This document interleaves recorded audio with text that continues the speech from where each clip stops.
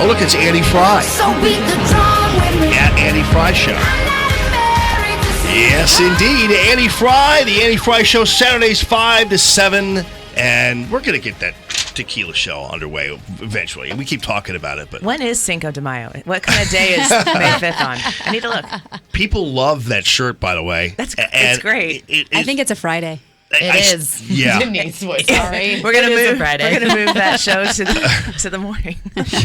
That's Seis de Mayo. We'll do that. Yeah. You know, it's interesting because I have to tell the story every time, but it's not a very long story, but it's just one of those things where the Resist We Munch movement came because we had a situation where one night, and it was when this so-called resistance was going crazy, my entire Twitter feed was made up of fried chicken and hot sauce recipes and cornbread. Could be worse. Yeah, right. So we were just having a ton of fun while the other people, all the sore losers, were going crazy.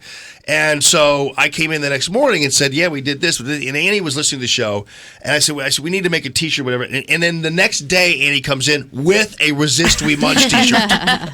Some of my finest work. She is the culmination of my career here at MS Communications. No, it's awesome. And now they're going crazy. It's great. And it's all an outgrowth of Resist We Munch.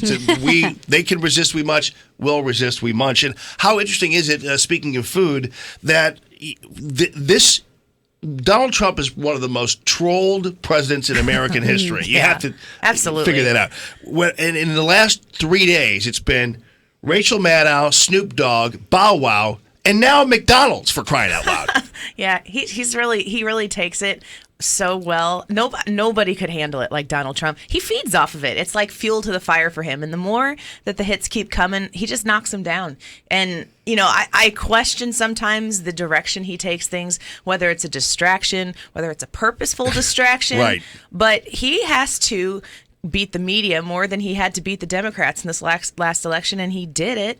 And so now here come the spoils of war, and he just gets to keep knocking it back, and it is entertaining to watch. That's after beating some of the people within his own party too. So he has all kinds of different on all fronts, and of course, not to mention the fact I don't really know what happened with the McDonald's thing because it was a corporate Twitter page, not the brand Twitter page.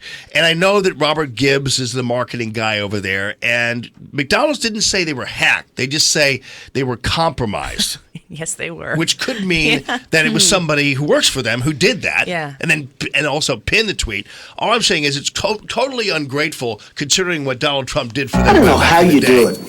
I put together some really impressive deals.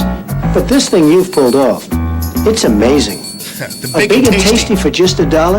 How do you do it? What's your secret? It's a grimace with it. Got a buck? You're in luck. Because you can get a delicious, beefy, big and tasty, a McChicken never heard sandwich, that and lots of spot. your other favorites on McDonald's. It's like from the early 90s. Together, Grimace, we could own this town.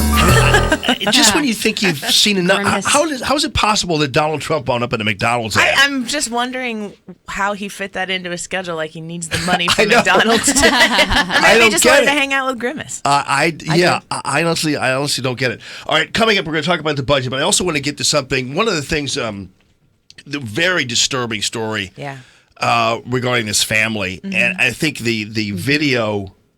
It's so sad because there are so many kids involved. Yep. And so this is your hometown, right? Yeah, we could see the smoke from the house, from my house. Oh, really? So, yeah, I live within walking distance of this house. So England Carbon, most people have heard the story right now, but we've got 7 children who, go to school in the district. I have tons of friends who are kids in their class.